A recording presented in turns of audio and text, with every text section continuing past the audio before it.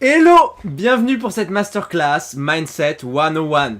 Le but aujourd'hui, ça va être de bâtir les fondations pour que tu deviennes un coach, un leader, un héros et que ça aille bien là-dedans pour que tu puisses matérialiser des résultats et enfin vivre du coaching. Donc c'est parti! Aujourd'hui, ce qu'on va voir ensemble, ça va être les 3 raisons pour lesquelles vous devez absolument regarder cette masterclass jusqu'au bout. Ensuite, on va voir les 5 problèmes mindset qui peuvent être fatals à ton business de coaching. Et enfin, on terminera avec les 12 grandes idées pour un mindset à l'épreuve des balles. Les 3 raisons pour lesquelles vous devez absolument regarder cette masterclass jusqu'au bout. La première raison, c'est que 80% de vos résultats sont liés à votre psychologie, 20% à la stratégie. C'est 80% psychologie, 20% stratégie. Que tu fasses 0 € aujourd'hui avec ton business de coaching, ou quand même je discute avec des personnes qui ont des business qui font 10 000 € par mois, 100 000 €, certains qui gèrent des business à 100 millions d'euros, le problème est toujours le même. Le problème numéro 1 de chaque entreprise, c'est le mindset du chef d'entreprise. Et c'est ça à tous les niveaux, toujours. Donc, qu'est-ce que c'est le mindset au final? Qu'est-ce que c'est la psychologie? Moi, quand je parle de ça, je parle de 3 choses. Je parle des compétences. Ce que vous savez faire, à quel point vous savez vendre, à quel point vous êtes à l'aise avec le fait de communiquer, le coaching, le marketing, etc. Toutes ces compétences, les skills, le fait de parler en public, de communiquer. Ensuite, il y a vraiment les traits de caractère qui font partie du mindset. Donc tout ce qui va être votre capacité à vous focus, le fait de dire non, le fait d'arriver à être productif. Tous ces traits de caractère qui vont faire que ça va améliorer votre mindset. Et ensuite, ce qui est important, bien sûr, vous le savez en tant que coach, ce sont les croyances que vous avez. Et pour moi, ce sont vraiment les 3 parties qui sont importantes au niveau du mindset.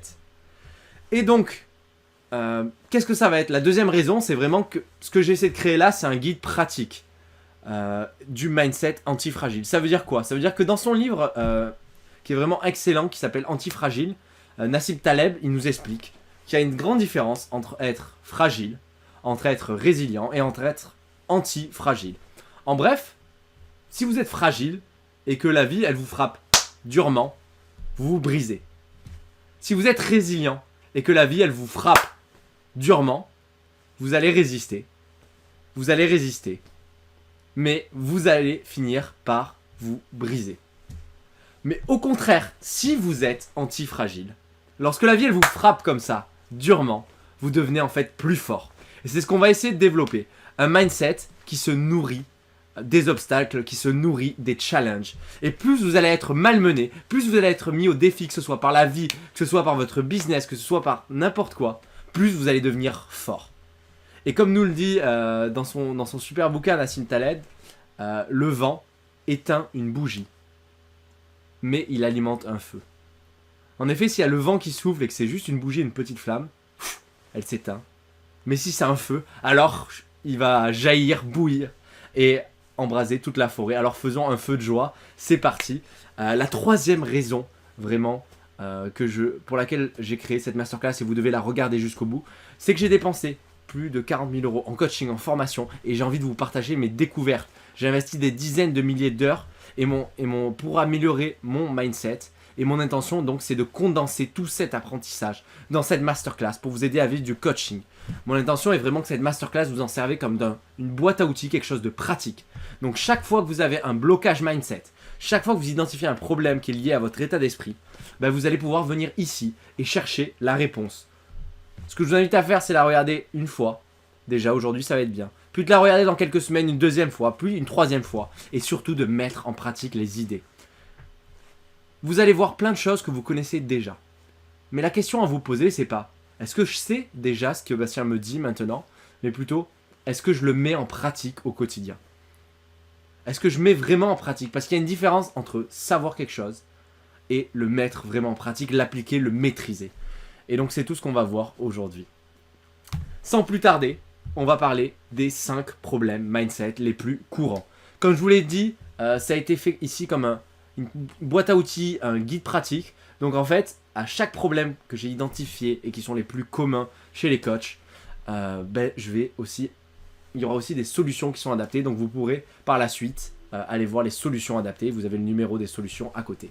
Le premier problème, c'est la procrastination. Le fait de repousser les tâches au lendemain. Et ça, c'est un problème qui touche tout le monde. Hein. On arrive le matin et on n'a pas envie de bosser. Ou il y a un truc qui nous fait peur, il y a un blocage, il y a quelque chose.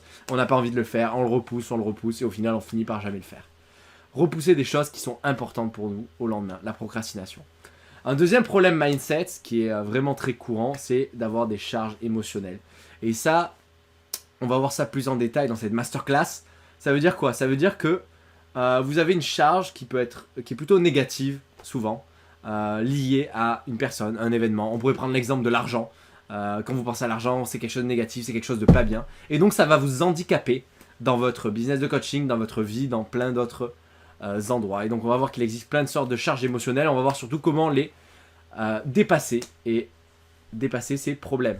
Ensuite, le perfectionnisme, vouloir faire le programme parfait, passer 6 mois à créer une offre avant même de parler à des clients. Ça, c'est un truc que j'ai vécu, que tous les coachs vivent à un moment ou un autre. Moi, ma première offre que j'ai créée, j'ai passé 6 mois avant de commencer à parler à des gens, avant d'avoir des gens au téléphone. Et ce programme aujourd'hui, c'est pour vous éviter ça, pour vous éviter ces erreurs. Parce qu'au plus vite vous allez passer à l'action, au plus vite vous allez avoir des résultats, au plus vite vous allez pouvoir parler avec les gens.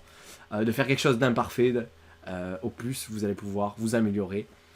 Donc anti-perfectionnisme. Ensuite, le syndrome de l'objet brillant. J'essaie quelque chose, j'essaye, cette stratégie, il paraît que c'est bien de créer du contenu. Ah non, au final, on m'a dit que les groupes Facebook, peut-être qu'il faudrait que je fasse un blog. Et on passe quelques semaines, parfois quelques mois sur une stratégie sans vraiment aller jusqu'au bout. Un blog, ça marche, un site web, ça peut marcher si vous envoyez du trafic dessus, de la création de contenu aussi, mais il faut aussi tenir. Et donc, c'est comment on fait pour dépasser ce syndrome de l'objet brillant, qui nous pousse à toujours changer, aller vers la nouvelle, meilleure idée. Mais moi, je vous dis, c'est un conseil, tant que vous ne faites pas 100 000 € sur un canal d'acquisition, sur une méthode pour acquérir du trafic, pour avoir des clients, il est peu ou pas recommandé d'aller essayer de nouveaux canaux d'acquisition. Tant que vous n'avez pas testé vraiment pendant une période de 90 jours, alors vous avez ce syndrome de l'objet brillant. Si j'essayais ça, et je vous conseille de pas le faire, justement de rester focus. Et ensuite, le syndrome de l'imposteur, le manque de confiance en soi, le fait de, cinquième problème, je ne suis pas assez, je ne mérite pas de me vendre à ce prix-là, je ne mérite pas, je ne suis pas capable d'aider les gens. On a tous un cerveau qui est vieux de plusieurs millions d'années, qui n'est pas adapté à la société dans laquelle on vit, en tout cas. Et donc on a tous ce syndrome de l'imposteur plus ou moins à un moment. Et on va voir comment le surmonter, parce que si vous n'avez pas confiance, ça va être difficile de vendre, ça va être difficile de développer votre activité, et ça va être difficile de transférer de la certitude et des résultats à vos clients. Ça, c'est les 5 problèmes mindset qui sont les plus courants. Déjà, vous pouvez réfléchir lequel est votre petit péché mignon, lequel est celui qui vraiment vous concerne le plus aujourd'hui et qui est d'actualité, celui qui a tendance à revenir, et vous en faites pas, parce que là ce qu'on va faire, c'est vraiment aller dépasser ces problèmes ensemble. Donc 12 grandes idées pour un mindset à l'épreuve des balles. Matrix, on évite les balles, ou en tout cas les obstacles nous rendent plus forts. Un mindset anti-fragile, c'est ce qu'on va chercher à avoir. Sans plus tarder, on rentre direct dans la pratique, dans le concret. C'est parti pour 12 grandes idées pour un mindset à l'épreuve des balles.